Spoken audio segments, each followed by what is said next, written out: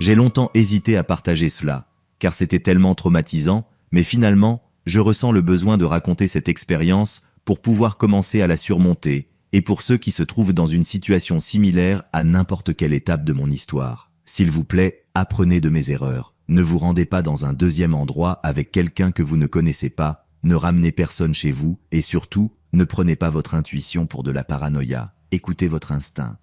Cela s'est passé l'année dernière et cela m'affecte encore profondément.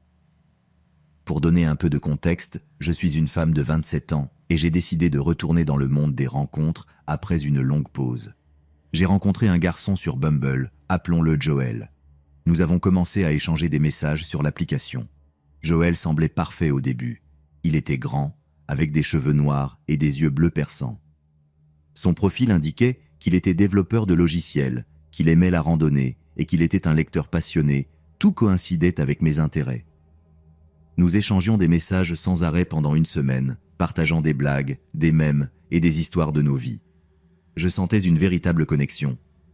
Après quelques jours de discussion, nous avons décidé de nous rencontrer pour dîner dans un restaurant populaire de ma ville.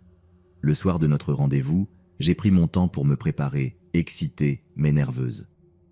Quand je suis arrivé au restaurant, il était déjà là, m'attendant avec un sourire charmant. Le dîner s'est très bien passé, il était attentif, posait toutes les bonnes questions et semblait vraiment intéressé par ce que j'avais à dire. La conversation était fluide et j'appréciais vraiment le moment. Nous avons ri de notre amour commun pour les groupes indie obscurs, discuté de nos films préférés et partagé notre aversion mutuelle pour la coriandre. Il semblait que nous avions beaucoup en commun et il m'écoutait. J'étais allé à tellement de rendez-vous où ce n'était pas le cas, mais Joël voulait vraiment savoir quels films j'aimais, les groupes que j'appréciais et toutes mes particularités, et étrangement, il proclamait que lui et moi étions si similaires. J'aurais dû le remarquer, mais vous savez ce qu'on dit avec le recul. Honnêtement, je n'y ai pas beaucoup pensé sur le moment. Après le dîner, il a suggéré que nous prenions un verre dans un bar à proximité. J'ai accepté, pensant que ce serait une bonne façon de terminer la soirée. C'est là que les choses ont commencé à devenir bizarres. Il nous a emmenés dans un bar miteux. Dès que nous sommes entrés, je me suis senti mal à l'aise. Ce n'était pas mon style habituel. C'était faiblement éclairé et presque vide, à l'exception de quelques clients à l'air suspect. Joël semblait impassible et a commandé une boisson pour nous deux. Je n'avais pas l'intention de boire plus d'un verre, mais il n'a pas demandé ma préférence. Nous avons trouvé une cabine dans un coin. Il a insisté pour que je m'installe d'abord dans la cabine et s'est glissé derrière moi, se rapprochant autant que possible. Il est devenu plus intense, presque prédateur dans sa façon de me regarder et a commencé à caresser le pavillon de mon oreille. Nos boissons sont arrivées et c'est alors que les questions de Joël ont commencé à devenir personnelles. Il m'a demandé des détails sur ma famille, à quel point j'étais proche d'eux, si je vivais seul, exactement où se trouvait mon appartement. Au début, j'ai attribué cela à un intérêt sincère, mais plus il posait de questions, plus je me sentais mal à l'aise. J'ai essayé de rester calme tout en me rapprochant du mur et en mettant mon sac entre nous. Ensuite, il a commencé à me poser des questions d'un autre genre, subtilement intrusives et inappropriées, même sur mes préférences sexuelles. Quand j'ai essayé de détourner la conversation, il l'a ramené à ma famille, mon travail, où je vivais. Il commençait à me rendre très mal à l'aise. Je me suis excusé pour aller aux toilettes, ayant besoin d'un moment pour rassembler mes pensées. Pendant que je me lavais les mains, une femme plus âgée en veste de cuir est entrée dans les toilettes. Elle avait probablement dans la cinquantaine, avec des yeux fatigués qui ont regardé directement dans les miens et m'ont donné un regard inquiet. Sarah m'a aidé à signaler l'incident à la police. Nous avons apporté la note au commissariat, mais ils ont dit qu'ils ne pouvaient pas faire grand-chose pour le moment, mais qu'ils m'ont demandé de les informer s'ils faisaient quelque chose d'autre. J'étais furieuse. Je ne voulais pas qu'il essaye quoi que ce soit. J'hésitais à le débloquer au cas où il enverrait un message que je pourrais montrer à la police pour les convaincre qu'il était dangereux, mais j'étais trop terrifié. Je ne souhaitais qu'une chose, qu'il me laisse enfin tranquille, mais je sentais que ce n'était pas terminé. J'avais une sensation constante d'être observé. Au début, c'était de petites choses. Une ombre qui semblait rester trop longtemps devant ma fenêtre, que je pouvais à peine distinguer de mes yeux, la sensation d'être suivi sur le chemin du retour du travail. Sarah, ma meilleure amie chez qui je vivais, essayait de me rassurer en me disant que j'étais peut-être en état d'alerte maximale à cause du grand choc que j'avais vécu, mais je n'étais pas sûr qu'elle le croyait elle-même. La seule chose qui me réconfortait, c'était qu'il ne savait pas où je vivais maintenant. Une nuit, environ une semaine après avoir emménagé chez Sarah, je rentrais chez elle depuis l'épicerie. Il était tard, les rues étaient sinistrement silencieuses. À mi-chemin, j'ai entendu des pas derrière moi. Au début, j'ai pensé que c'était juste un autre piéton, mais les pas ont accéléré pour correspondre à mon rythme. J'étais instantanément terrifié. Je savais que c'était lui et j'étais presque paralysé par la peur. Je me suis retourné et j'ai vu une silhouette sombre à un pâté de maison derrière moi. J'ai accéléré le pas, agrippant mes courses comme une bouée de sauvetage. Les pas sont devenus plus forts, plus proches. J'ai couru, respirant difficilement. Je pouvais voir le bâtiment de Sarah au loin. Je n'osais pas regarder en arrière, me concentrant uniquement sur le fait d'arriver à l'intérieur. J'ai atteint la porte et lutté avec les clés, les pas presque sur moi. Je me suis précipité à l'intérieur, claquant la porte derrière moi et la verrouillant. Mes jambes ont cédé et je me suis effondré sur le sol, tremblant et sanglotant. Après quelques minutes, je me suis suffisamment ressaisi pour regarder par le judas, mais le couloir était vide. Je n'ai jamais vu le visage de la silhouette, mais je savais que c'était Joël, ça devait être lui. Le lendemain, j'ai tout signalé à la police. Ils ont pris ma déclaration et promis de rester vigilants, mais ils ne pouvaient pas faire grand-chose sans preuves supplémentaires. Je me sentais impuissante, comme si j'étais piégée dans un cauchemar dont je ne pouvais pas me réveiller. Un mois s'est écoulé sans incident et j'ai commencé à croire que j'étais peut-être enfin libre de l'ombre de Joël. J'ai déménagé dans un nouvel appartement, avec une meilleure sécurité et un concierge. Cela ressemblait à un nouveau départ. Sarah a insisté pour que je commence à voir un thérapeute et cela m'a aidé, mais la peur ne s'est jamais complètement dissipée. Chaque fois que je quittais la maison, j'étais hyper vigilante, regardant constamment par-dessus mon épaule. J'ai changé mes itinéraires, mes routines, tout. Un soir, en rentrant du travail, le concierge m'a remis un petit paquet. « Cela a été laissé pour vous », a-t-il dit, sans savoir ce qu'il me donnait. J'ai pris le paquet dans mon appartement, les mains tremblantes en l'ouvrant. À l'intérieur, il y avait une seule feuille de papier avec un message qui m'a glacé le sang. « Je t'ai trouvé ». Cette nuit-là, je n'ai pas dormi. Je me suis assise dans le salon, toutes les lumières allumées, tenant un couteau de cuisine, écoutant tout bruit d'intrusion. Le matin est arrivé et j'ai su que je ne pouvais plus vivre ainsi. J'ai décidé de prendre un congé de mon travail et de rester chez mes parents dans un autre état. Ils m'ont accueilli à bras ouverts et pour la première fois depuis des mois, j'ai ressenti une certaine sécurité.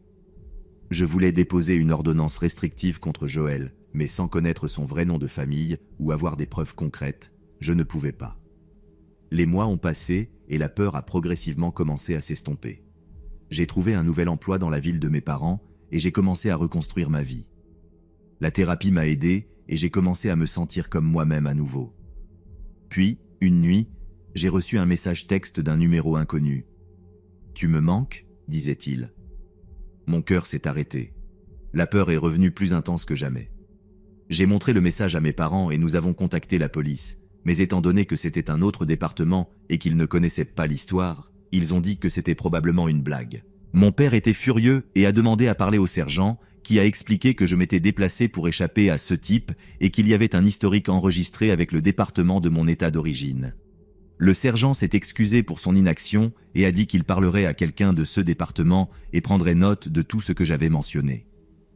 Après avoir écouté mon récit de tout ce qui s'était passé et parlé avec l'autre département, il a dit qu'il prendrait au sérieux tout contact futur de Joël avec une vue à une accusation de harcèlement et m'a demandé de l'informer s'il y avait un contact supplémentaire. Je n'ai plus eu de rencontre avec Joël pendant des semaines.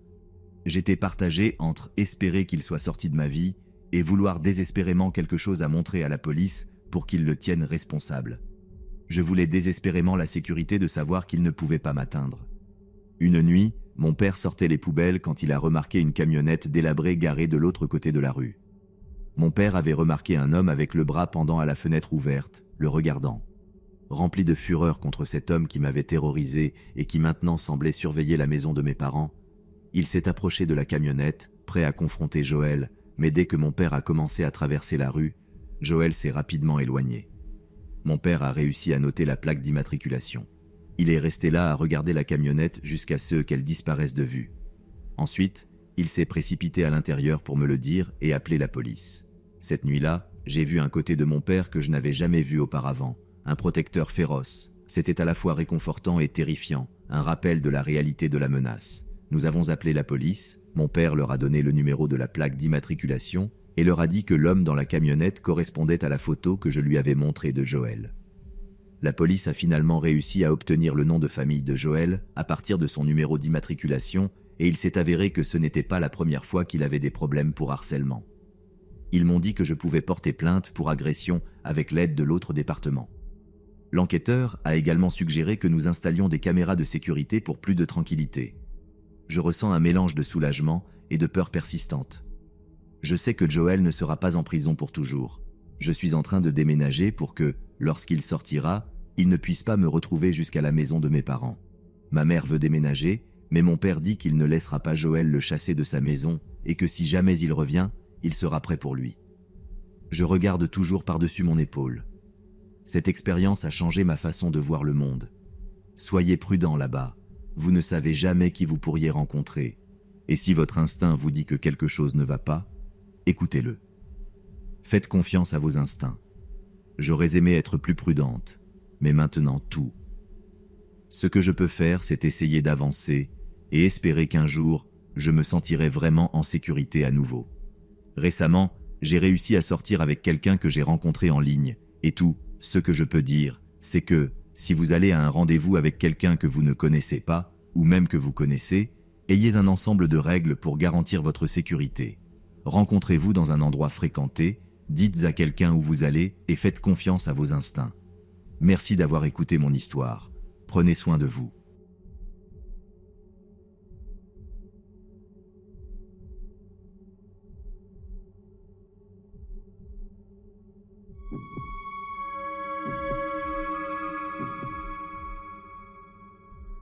C'est la première fois que je publie quelque chose sur « Ne nous rencontrons pas ». Je continue de lire toutes ces histoires de rendez-vous effrayants et cela m'a rappelé un premier rendez-vous presque oublié avec un garçon avec lequel mon ami Marc m'avait arrangé. Je connaissais un peu le garçon parce qu'il travaillait avec mon ami dans un magasin de musique locale. Il semblait agréable et en fait, il était assez beau. La première fois que nous nous sommes rencontrés, c'était à un concert de hype auquel nous avions tous assisté. Le garçon, que nous appellerons Mike, semblait assez normal en surface et grâce à Marc, il a obtenu mon numéro et m'a appelé. Nous sommes sortis pour un rendez-vous et, au fur et à mesure que la soirée avançait, il m'a demandé si cela me dérangeait que nous allions traîner dans un parc local et discuter, car nous avions été dans un bar très fréquenté où jouait un groupe en direct. J'avais 19 ans et j'étais très naïve à l'époque, alors j'ai accepté. C'était l'été et il ne faisait pas encore nuit, alors je ne pensais pas que c'était quelque chose de bizarre. Pendant que nous discutions, il s'est penché et m'a embrassé, et j'ai regardé autour de moi en réalisant qu'il faisait maintenant très sombre. Je me sentais merveilleusement bien parce qu'à ce stade, il ne m'avait donné aucune raison de penser qu'il était un type bizarre. Nous avons passé une excellente soirée, il était charmant et drôle, et nous avions beaucoup de choses en commun. Puis, après notre premier baiser, il a eu un sourire inquiétant, a regardé par la fenêtre et m'a dit « Je vais t'emmener dans ces bois, et nous allons passer un très bon moment. » J'ai ri un peu nerveusement parce qu'à ce moment-là, je n'avais pas encore eu ma première expérience avec un garçon. Je lui ai dit que je préférais rester dans la voiture. Il est devenu vraiment étrange et en colère, c'était comme s'il était deux personnes différentes. « Pourquoi ne pouvons-nous pas simplement aller dans les bois ? Je te promets que je ne vais ni t'agresser ni te tuer. » Maintenant, il essayait de rire, mais j'étais déjà très nerveuse. J'ai essayé de faire semblant de ne pas être prête à partir en courant. J'aurais dû avoir plus peur que je ne l'étais, mais j'étais tellement naïve. En écrivant ceci maintenant, cela me donne des frissons. Il me regarda à nouveau et se recula dans son siège et commença à faire semblant de pleurer. « Oh, allez, laisse-moi juste t'emmener dans les bois, ce sera amusant. » Je n'aimais pas du tout cela et je commençais à me mettre en colère et je lui ai dit que j'étais prête à rentrer chez moi. J'ai finalement réussi à le convaincre de simplement me ramener à la maison. Il est resté étrangement silencieux pendant tout le trajet de retour et puis, en arrivant chez moi, il a commencé à s'excuser abondamment pour ce qui s'était passé. Ensuite, j'ai appris par mon ami Marc que Mike avait dit que j'étais une provocatrice. Quand j'ai parlé à mon ami de ce qui s'était passé, il a cessé de parler à Mike. Il m'a dit qu'il avait entendu dire que Mike pouvait être un maniaque sexuel, presque un psychopathe. Alors, garçon avec qui j'ai eu un premier rendez-vous inquiétant, ne nous revoyons jamais.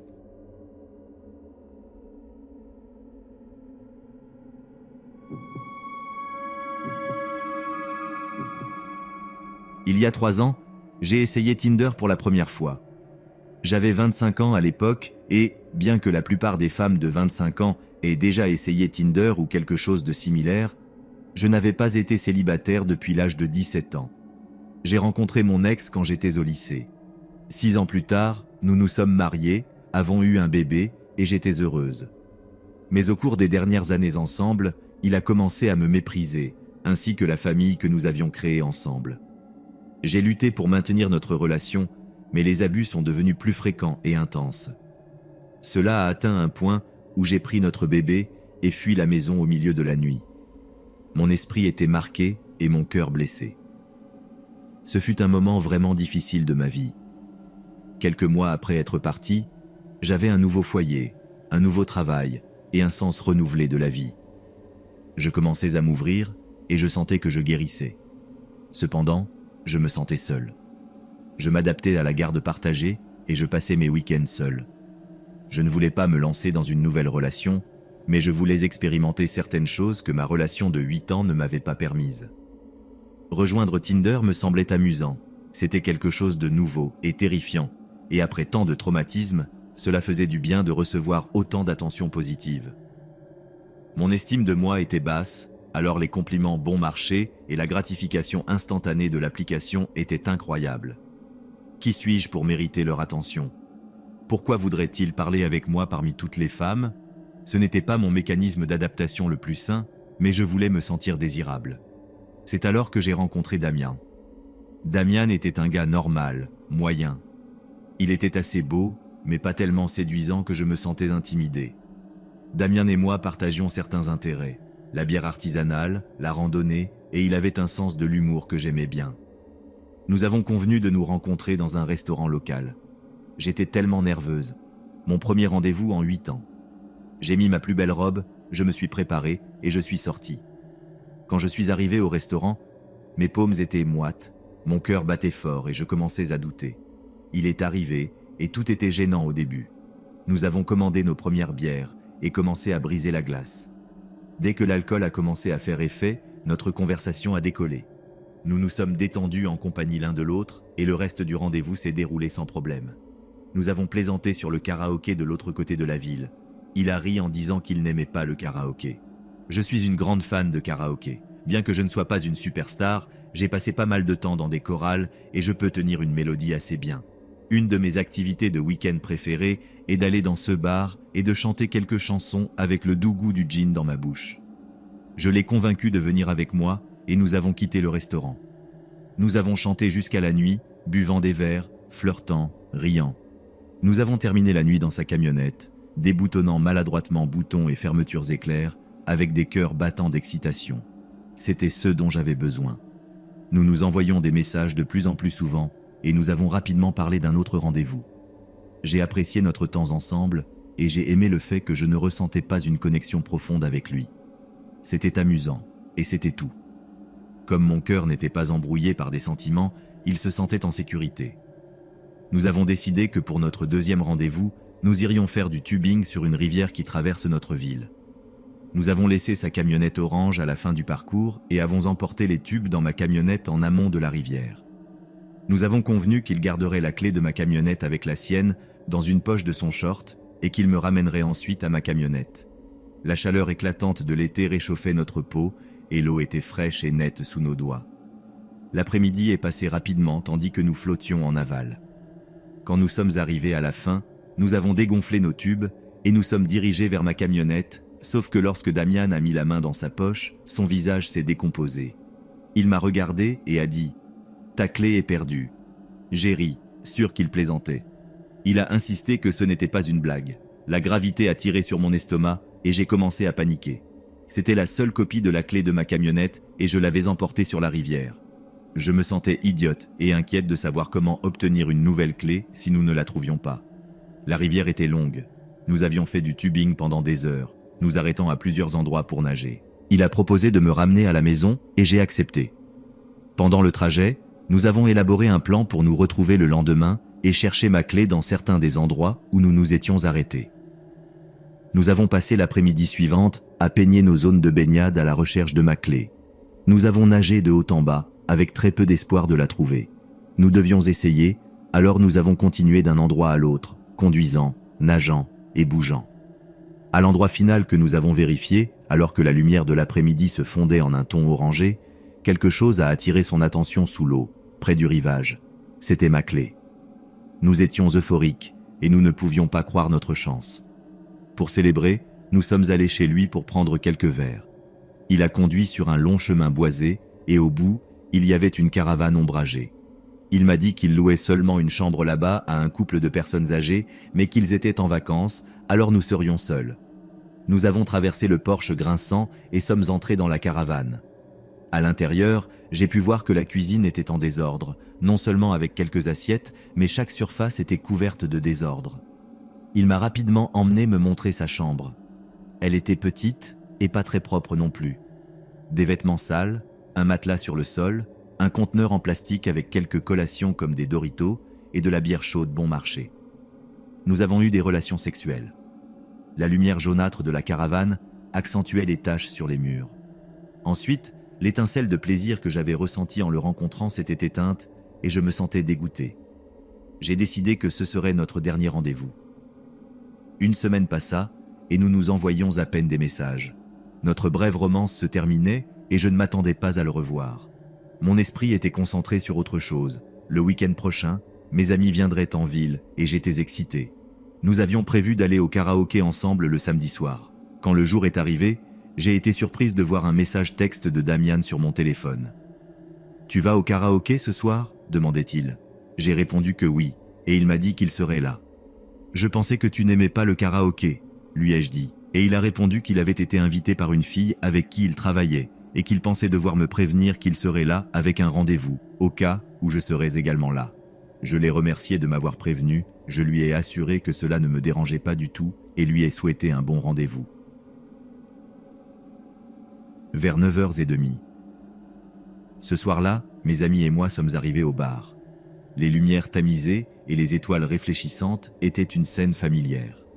Nous avons commandé nos boissons et choisi une cabine avec une bonne vue sur la Seine. J'ai ressenti une étrange sensation, comme si quelqu'un m'observait. J'ai tourné la tête en scannant le bar et nos regards se sont croisés. Damian et son rendez-vous étaient à quelques cabines de distance et il nous regardait. Il a salué chaleureusement avec un grand sourire.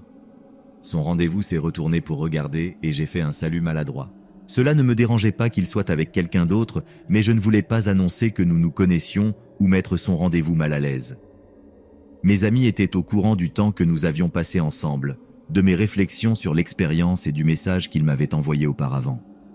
Nous pensions tous que c'était un peu étrange qu'il vienne interagir avec moi devant son rendez-vous, mais il n'y avait pas de problème, il essayait juste d'être amical.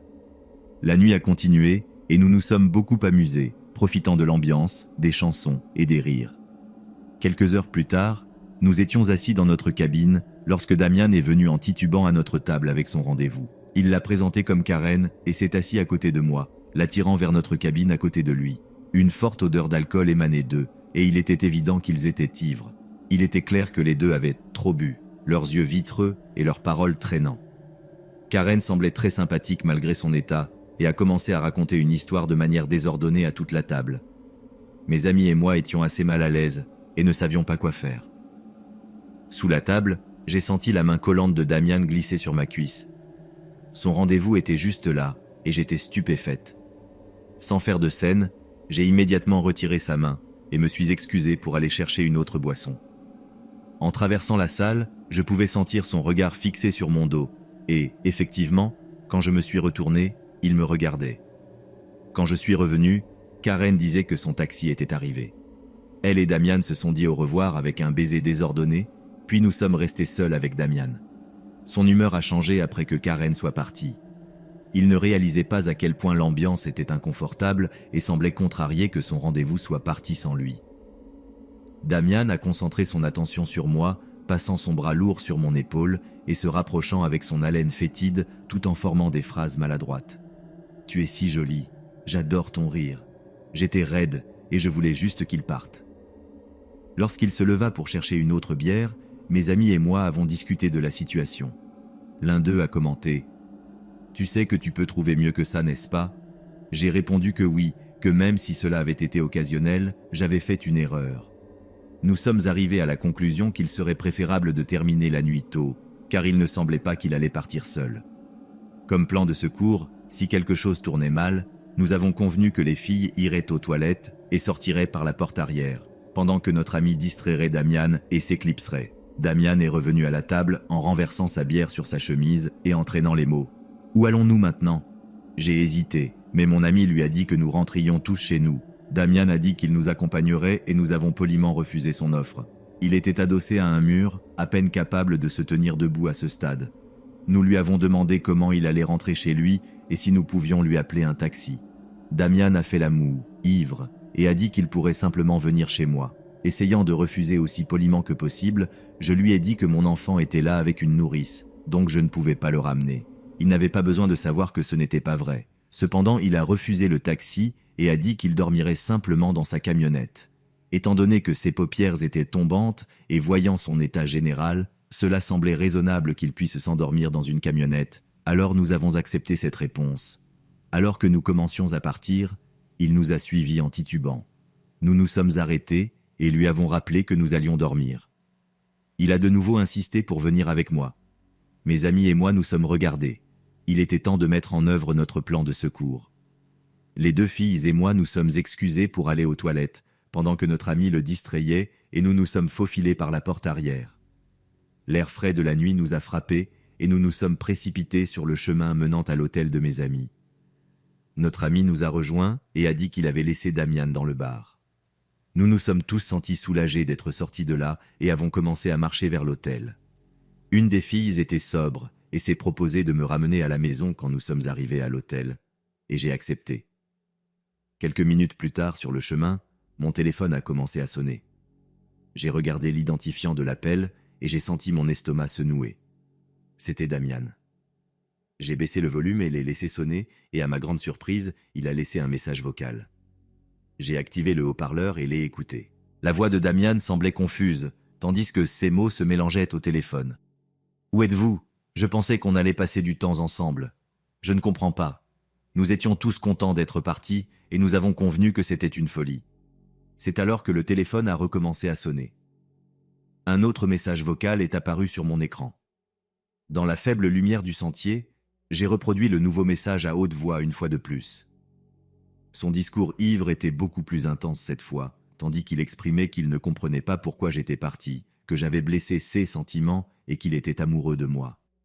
Le ton de sa voix m'a effrayé lorsque j'ai entendu dire « je t'aime ». Il y avait quelque chose de sombre et de lourd là-dedans qui m'a laissé mal à l'aise. Nous étions tous effrayés, mais contents de voir le panneau lumineux de l'hôtel devant nous. Nous avons parcouru le couloir tapissé jusqu'à leur chambre pour que mon ami puisse récupérer ses clés et me ramener chez moi. Lorsque nous sommes entrés dans la chambre, mon téléphone a recommencé à sonner. Cette fois, le message vocal a envoyé des ondes de peur dans mon corps. La voix de Damian avait pris un ton menaçant tandis qu'il répétait qu'il m'aimait, mais qu'il était vraiment en colère contre moi pour l'avoir laissé dans le bar. Il a continué en disant comment j'avais pu lui faire ça, qu'il ne savait pas ce qu'il allait faire. Sa voix tremblait de rage tandis qu'il bégayait en exprimant comment je l'avais trahi. La dernière chose qu'il a dite avant de raccrocher a résonné dans la chambre de l'hôtel. « Tu sais, je commence vraiment à te détester. Ce type était déséquilibré et j'étais terrifié.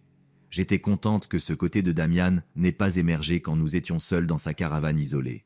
Mes amis m'ont fait un câlin et m'ont dit de les appeler si j'avais besoin de quelque chose et de les tenir au courant. Mon ami m'a ramené chez moi et quand j'ai déverrouillé la porte et suis entré dans le confort de mon foyer, je me suis senti épuisé. Ce n'était pas la nuit que j'attendais et le comportement erratique de Damian m'avait vraiment effrayé.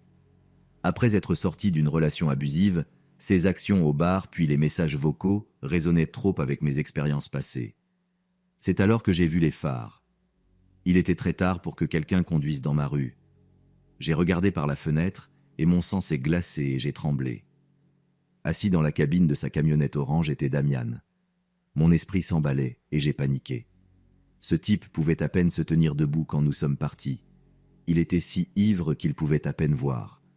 Comment avait-il conduit à travers la ville jusqu'à ma maison? Comment m'avait-il trouvé? Je me suis immédiatement rappelé la semaine précédente, lorsqu'il m'avait déposé après avoir perdu ma clé. Comment ai-je pu être aussi stupide? Je le connaissais à peine, nous ne nous étions vus que 3 fois. Le visage de Damian était figé et plein de rage alors qu'il était assis dans la cabine sombre en regardant ma maison. Il ne bougeait pas. Il regardait simplement tandis que je me mettais à genoux pour observer par la fenêtre. Toutes les lumières étaient éteintes à l'intérieur, j'étais sûr qu'il ne pouvait pas me voir. Puis, l'écran de mon téléphone s'est allumé. Il appelait encore. J'ai rapidement caché le téléphone pour qu'il ne voie pas la lumière. Avec des mains tremblantes, j'ai écouté le message vocal aussi silencieusement que possible. Cette fois, Damian n'a dit qu'une chose. Une phrase qui a envoyé la terreur à travers ma colonne vertébrale d'une voix ivre et chantante, presque se moquant de moi. Il a dit doucement « Où es-tu » J'ai raccroché. J'étais terrifié. D'une manière ou d'une autre, je n'avais pas considéré que je pouvais être en danger et j'avais attribué toute la peur à mes expériences passées. J'étais sûr d'exagérer et c'était ma faute de trop analyser cela. Je ne devrais pas avoir aussi peur et je ne voulais pas faire de scène. Ce dernier message vocal a scellé l'affaire. J'ai pensé que, même si j'exagérais, au moins il conduisait en état d'ivresse. J'ai appelé le 911 et l'opératrice a dit que quelqu'un serait là dans quelques minutes. Tandis que je regardais par la fenêtre, je l'ai vu sortir de sa camionnette. Il avait terminé d'attendre. Ce pas lourd trébuchait, tandis qu'ils frappèrent le trottoir et il regardait autour de lui. La voix de Damian a brisé la nuit. Il a commencé à crier mon nom. La rage sauvage dans sa voix était palpable à travers les murs et il criait simplement dans la rue. « Où es-tu » Damian a commencé à tituber vers ma maison lorsque les lumières rouges et bleues ont clignoté dans la rue, illuminant son visage et soulignant chaque once de fureur gravée dans ses traits. 2 voitures de police se sont arrêtées et les officiers sont sortis. Je regardais encore depuis l'intérieur de ma maison sombre et je ne pouvais pas entendre grand-chose de ce qui se passait. Je les ai vus lui faire un test d'alcoolémie, qu'il n'a évidemment pas réussi. Les officiers ont inspecté sa camionnette, ont parlé pendant un moment et l'un des officiers est venu à ma porte. J'ai parlé avec lui de ce qui s'était passé et il a été très empathique. Il a dit que, bien que ses actions aient été perturbantes, il ne pouvait pas faire grand-chose sans une menace directe. L'officier m'a informé qu'il l'emmènerait pour la nuit et qu'il serait accusé de conduite en état d'ivresse, mais qu'il sortirait le lendemain. Il m'a dit de m'assurer de garder mes portes verrouillées et de rester en sécurité. La dépanneuse est arrivée pour retirer sa camionnette orange de la route et je l'ai vu se disputer. Les officiers n'ont pas voulu céder et l'ont retourné pour lui mettre les menottes. Tandis qu'ils lui mettaient les menottes au poignet, il a crié une dernière fois, regardant directement la fenêtre par laquelle je l'observais. « Je sais que tu es là, Chelsea. Pourquoi ne sors-tu pas pour dire au revoir ?» Aussi rapidement que ma rue s'était remplie, elle s'est vidée. Les ombres calmes de la nuit ont avalé le chaos précédent dans le néant. Damian m'a envoyé un message texte le lendemain après-midi. « Je suis vraiment désolé pour hier soir. J'étais dans un mauvais moment. Je lui ai répondu que ses actions étaient inacceptables et que comment osait-il apparaître à la maison où vit mon enfant et que je préférerais ne plus jamais entendre parler de lui. Il s'est excusé encore une fois et je n'ai plus jamais entendu parler de lui depuis.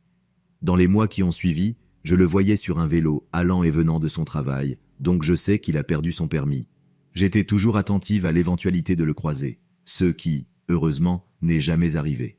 Je ne peux qu'imaginer à quel point il était plus en colère après que cette nuit lui ait coûté son permis.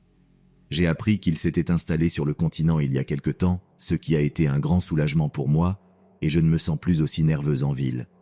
Donc, Damian, j'espère que tu ne reviendras jamais de ce côté et que tu ne me priveras pas de la paix et du soulagement que je ressens.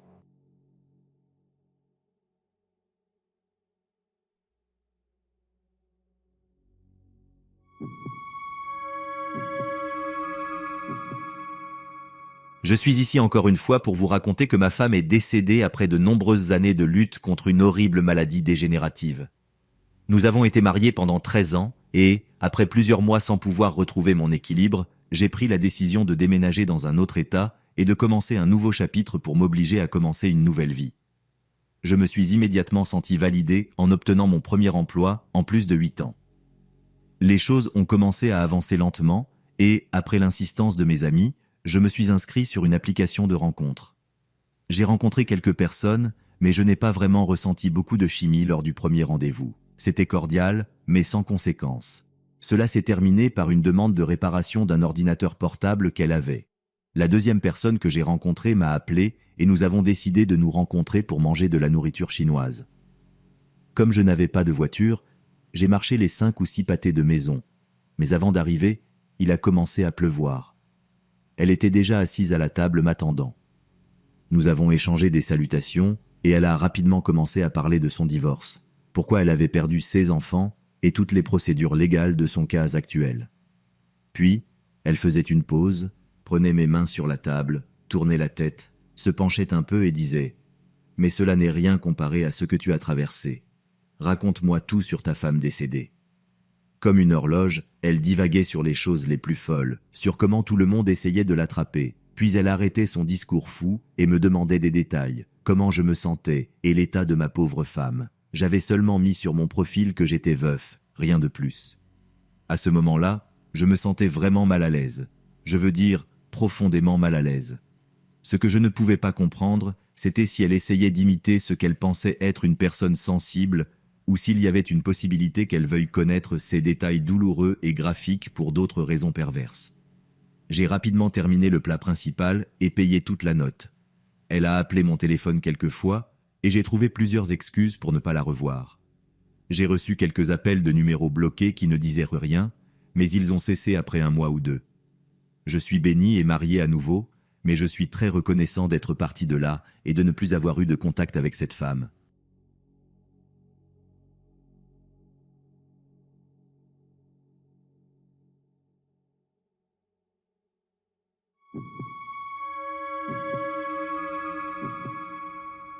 Après 3 ans ensemble, découvrir que mon petit ami m'avait été infidèle n'a pas seulement brisé mon cœur, mais a également laissé un énorme vide dans ma vie. Je me suis retrouvé dans un abîme émotionnel, ne sachant pas comment aller de l'avant. Les nuits étaient interminables et solitaires, et les jours traînaient sans but. Ma meilleure amie, Laura, a essayé de m'encourager de toutes les manières possibles. Un jour, alors que nous prenions un café dans notre endroit habituel à Brooklyn, elle m'a suggéré quelque chose qui allait changer ma vie de manière inimaginable. « Pourquoi n'essaies-tu pas Tinder ? Tu rencontreras de nouvelles personnes et peut-être trouveras-tu quelqu'un de spécial », a-t-elle dit, essayant de paraître optimiste. Au début, j'étais réticente.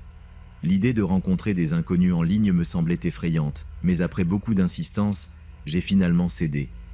Je pensais qu'au moins ce serait une distraction de la douleur que je ressentais.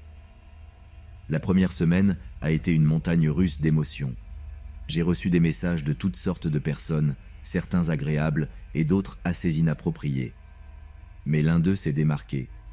C'était un garçon nommé Daniel, de 28 ans, qui vivait dans le même quartier que moi, à Brooklyn.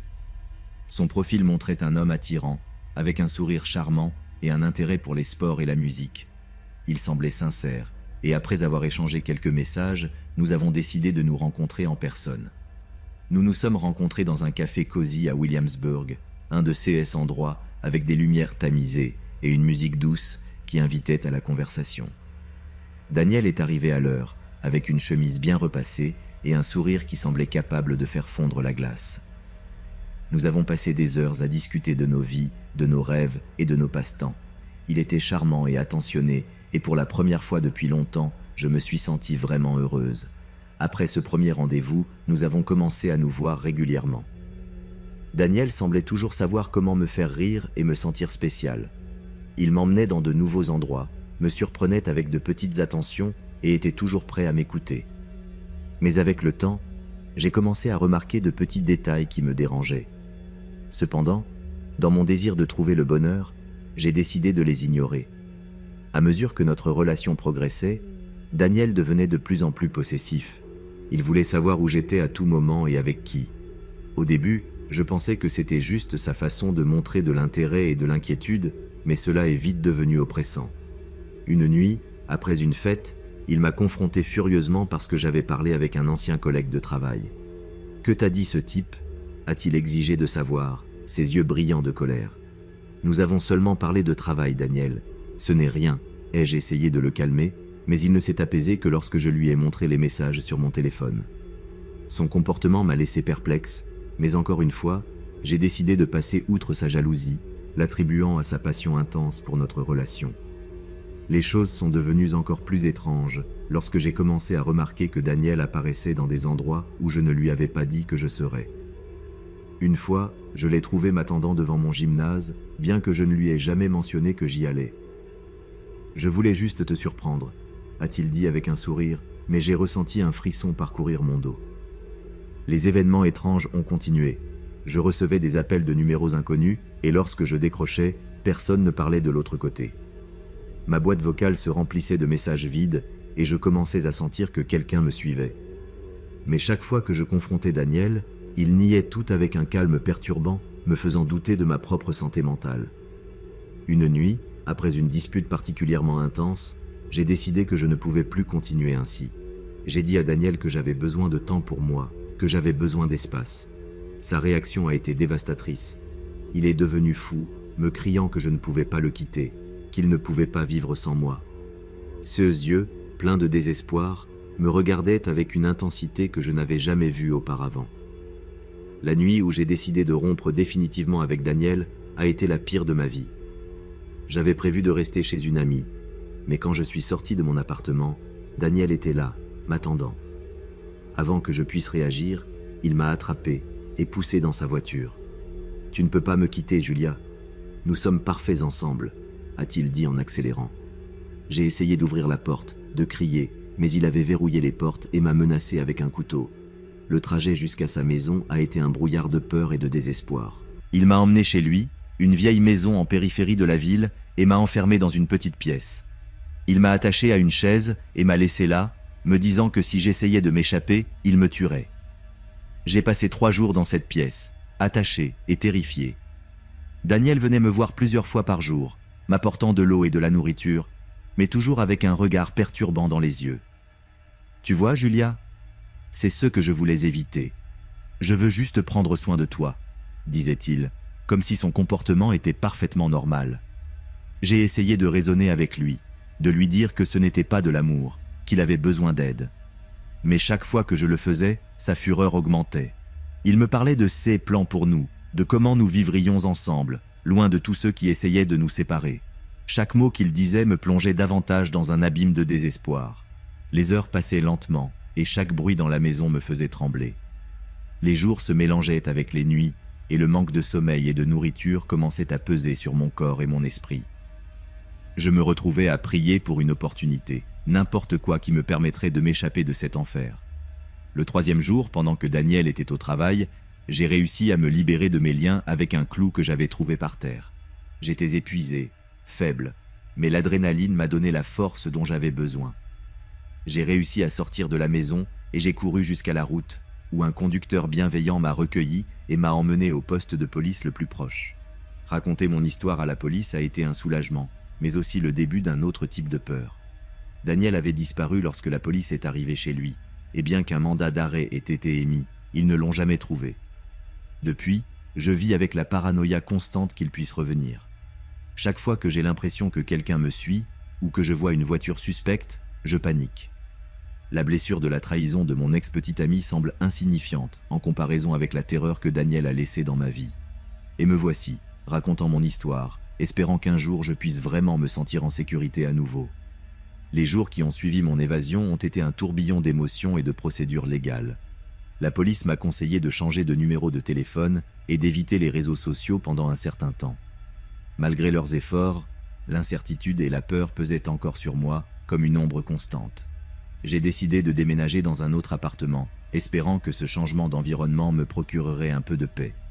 Cependant, chaque fois que j'entendais un bruit la nuit, mon cœur battait la chamade, craignant que Daniel soit revenu. Ma nouvelle vie dans une autre partie de Brooklyn a commencé lentement à prendre forme. Je me suis fait de nouveaux amis et j'ai commencé à travailler dans un café local pour m'occuper.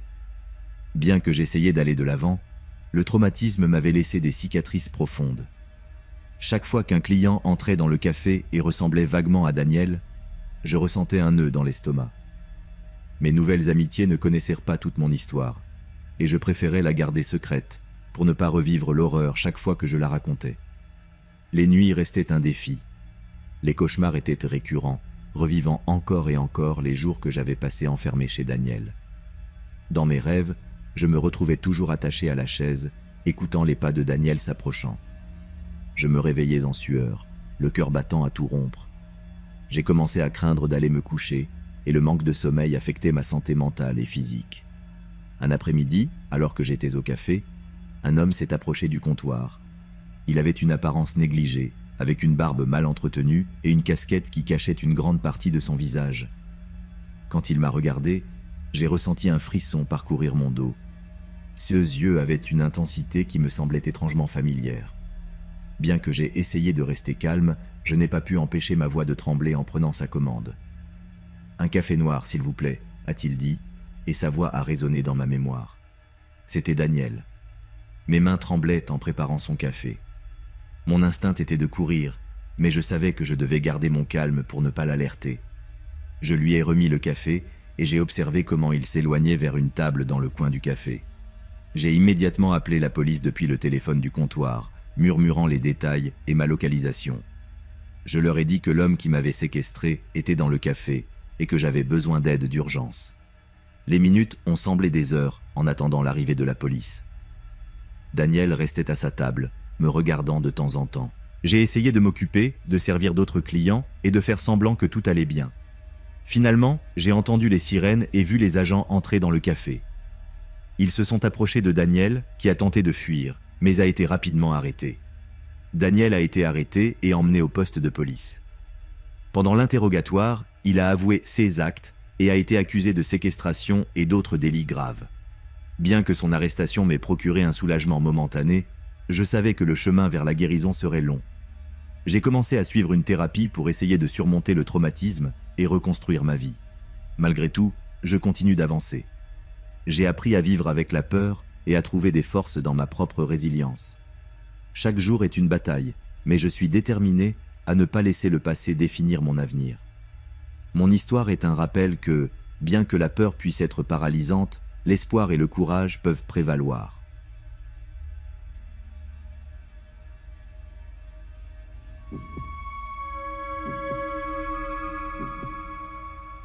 C'était une après-midi pluvieuse à Berlin, et comme d'habitude, j'ai pris le U-Bahn pour rentrer chez moi après une longue et fatigante journée de travail.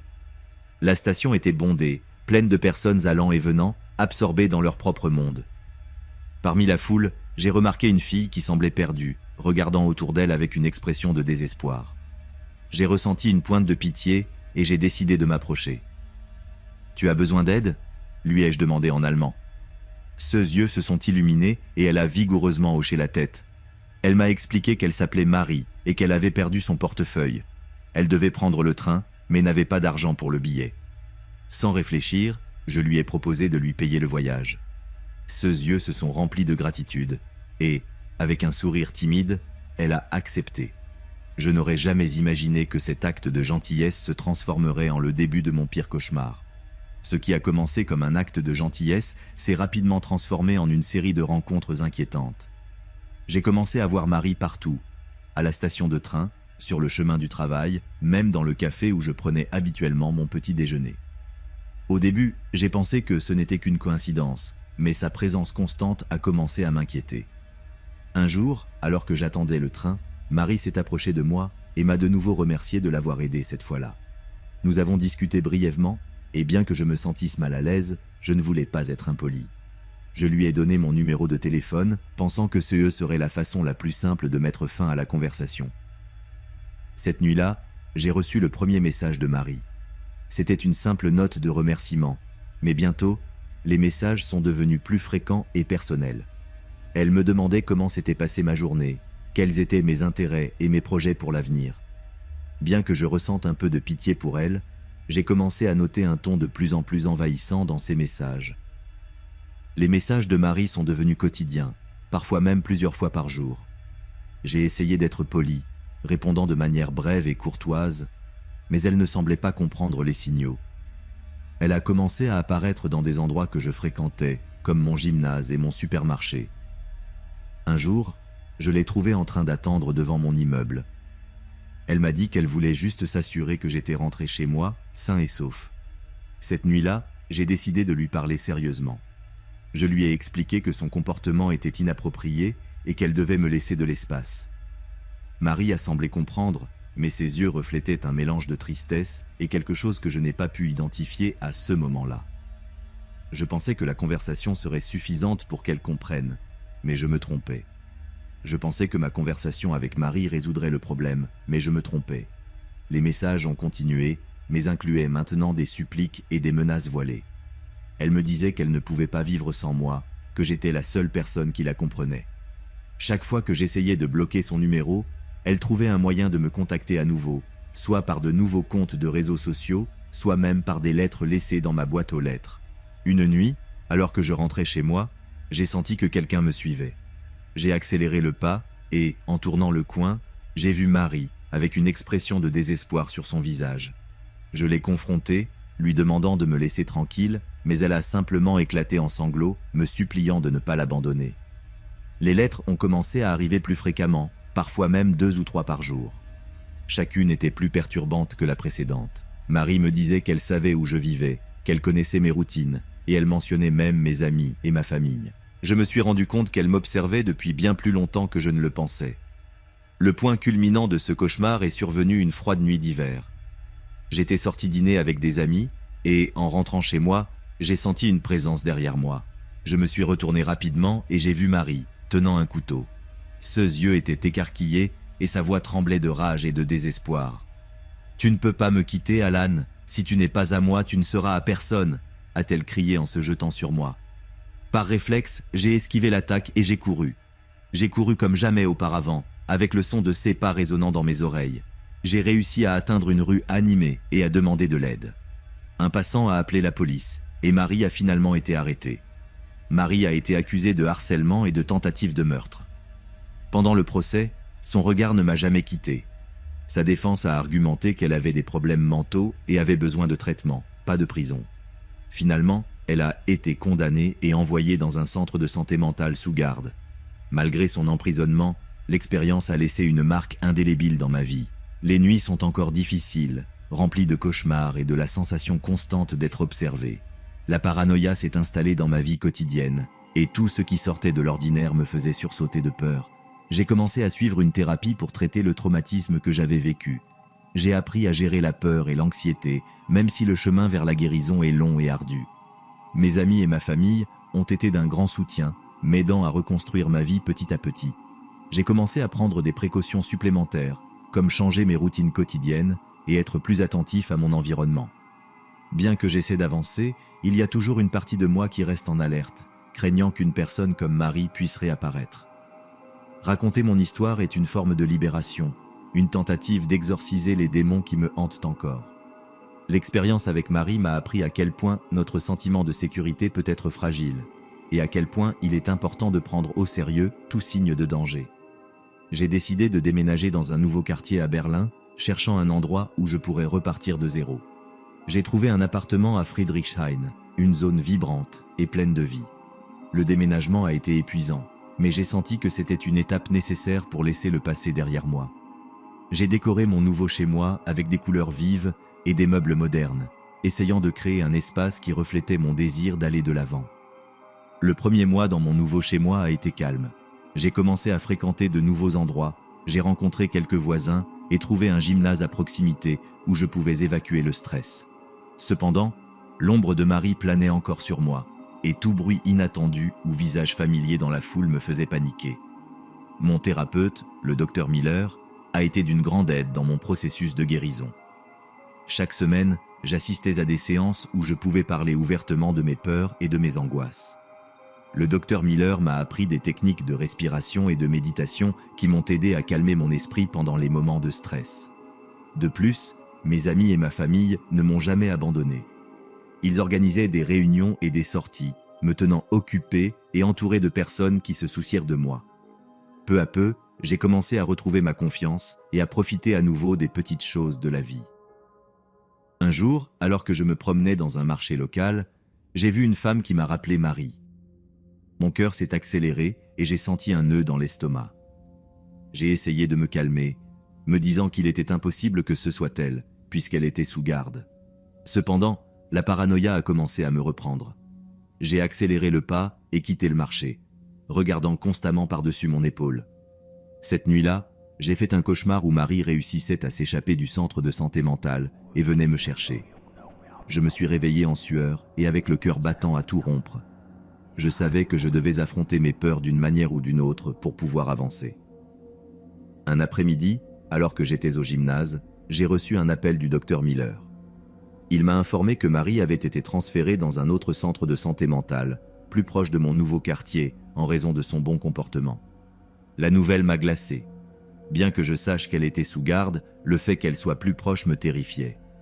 J'ai décidé de faire face à cette peur. J'ai parlé au docteur Miller, et nous avons convenu qu'il serait bénéfique de visiter le nouveau centre et de parler aux responsables pour mieux comprendre la situation. La visite a été tendue, mais m'a aidé à voir que le nouveau centre avait des mesures de sécurité strictes et que Marie recevait le traitement dont elle avait besoin. Malgré tout ce qui s'était passé, j'ai commencé à trouver une nouvelle normalité dans ma vie. J'ai continué ma thérapie, gardant le contact avec mes amis et ma famille, et essayant de me concentrer sur les choses qui me rendaient heureux. J'ai commencé à prendre des cours de cuisine, quelque chose que j'avais toujours voulu faire, et j'ai trouvé dans la cuisine un moyen de me détendre et de m'exprimer de manière créative. De plus, j'ai commencé à pratiquer le yoga et la méditation régulièrement. Ces pratiques ne m'ont pas seulement aidé à gérer le stress et l'anxiété, mais m'ont aussi donné une nouvelle perspective sur la vie. J'ai appris à vivre dans le présent et à ne pas laisser la peur contrôler ma vie. Bien que le souvenir de Marie et les événements traumatisants que j'ai vécus resteront toujours avec moi, j'ai appris à ne pas les laisser définir qui je suis. J'ai trouvé des forces en moi que je ne savais pas avoir, et j'ai découvert que la vie pouvait être belle malgré les adversités. Mais la tranquillité que j'avais commencé à ressentir s'est rapidement évaporée. Une nuit, après un cours de yoga particulièrement relaxant, j'ai reçu un appel d'un numéro inconnu. En répondant, je n'ai entendu qu'une respiration lourde de l'autre côté de la ligne. J'ai raccroché rapidement, essayant de me convaincre que ce n'était qu'une mauvaise blague. Cependant, la paranoïa est revenue en force. Cette même semaine, j'ai commencé à remarquer des choses inhabituelles dans mon appartement. Une fois, j'ai trouvé ma porte entrouverte en rentrant chez moi, alors que j'étais sûr de l'avoir fermée à clé. Une autre nuit, je me suis réveillé à 3 heures du matin et j'ai entendu un bruit subtil dans la cuisine. Je me suis levé avec le cœur battant à 1000 à l'heure pour trouver la fenêtre ouverte, laissant entrer la brise froide de la nuit. J'ai fermé la fenêtre, mais je n'ai pas pu me rendormir. J'ai décidé d'installer des caméras de sécurité à l'intérieur et à l'extérieur de mon appartement. Une partie de moi espérait qu'elle ne capte rien, mais une autre partie craignait le contraire. La première semaine s'est passée sans incident, mais une nuit, en regardant les enregistrements, j'ai vu quelque chose qui m'a glacé le sang. Dans l'obscurité, la caméra a capté une silhouette entrant dans mon appartement. C'était Marie. Je ne savais pas comment elle avait échappé ou comment elle avait trouvé mon nouveau chez moi, mais là, elle était là, debout dans mon salon, observant ma chambre. J'ai ressenti une terreur indescriptible en voyant sa silhouette se déplacer furtivement, examinant chaque recoin de ma maison. J'ai immédiatement appelé la police et leur ai montré les enregistrements. Ils ont promis de renforcer la surveillance autour de mon appartement et de rechercher Marie. Cette nuit-là, je suis resté chez un ami, incapable de retourner chez moi. Une semaine plus tard, en rentrant chez moi après le travail, j'ai vu Marie m'attendre devant la porte. Je n'avais pas le temps de réfléchir. J'ai couru, mais elle m'a rattrapé et m'a fait tomber. J'ai senti la lame froide d'un couteau contre ma gorge alors qu'elle murmurait des incohérences sur le fait que nous devions être ensemble. La police est arrivée juste à temps, l'arrachant loin de moi tandis qu'elle criait et se débattait. Cette fois, Marie a été emmenée dans une institution de haute sécurité, sans possibilité de libération. Les jours qui ont suivi ont été un tourbillon d'interviews avec la police et de séances intensives de thérapie. L'image de Marie, sa silhouette dans l'obscurité de mon appartement et sa tentative désespérée de me tuer se répétaient constamment dans mon esprit. Le temps a passé, et bien que Marie soit enfermée, son ombre plane encore sur ma vie. J'ai appris à vivre avec la peur, à l'accepter comme une partie de mon existence. Chaque jour est une lutte pour trouver la paix, mais aussi une preuve de ma force et de ma résilience. Maintenant, en racontant mon histoire, j'espère que d'autres pourront apprendre de mon expérience. Un simple acte de gentillesse peut déclencher une chaîne d'événements imprévisibles et terrifiants. La vie est pleine d'incertitudes, mais aussi d'opportunités pour trouver la paix et la sécurité, même si c'est une paix fragile et constamment menacée. Et bien que la peur ne disparaisse jamais complètement, l'espoir et le courage peuvent prévaloir. Voici mon histoire, un avertissement et un témoignage de la lutte continue pour la sécurité et la tranquillité dans un monde rempli de dangers cachés.